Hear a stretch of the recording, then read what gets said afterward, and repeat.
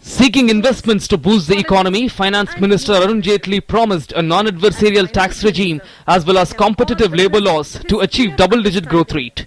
He also said the government has no intention to tax people retrospectively and will make it easier to do business in the country.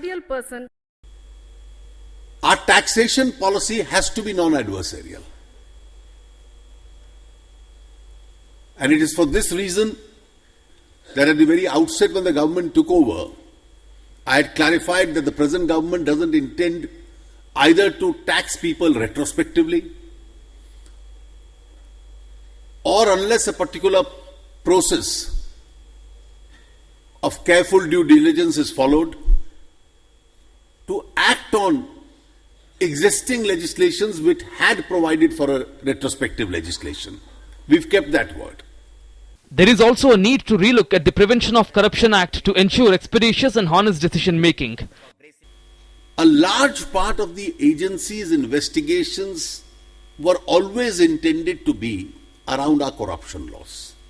We amended our original Prevention of Corruption Act and brought a new act in 1988. And 1988 predated 1991. That is when the reform process began. And therefore revisit this position. And the revisiting has to be, world over it's been done, we have to see the global best practices in the kind of bribery laws that laws internationally follow, get rid of the vague phrases as far as our own laws are concerned, and finally, what I mentioned towards the closing, the environment of suspicion with regard to decision making has to end. A pre-liberalisation law needs to be relooked with the changing economic realities of India. Jaitley advocated increasing the base of manufacturing and the width of consumers to kickstart growth. Arun Jaitley expressed confidence that GST will contribute to rapid growth of economy and will benefit the business as well as states. On policies regarding farmers and rural sector, Jaitley said that his government is committed to give major push to farm sector and the land bill is a step in that direction.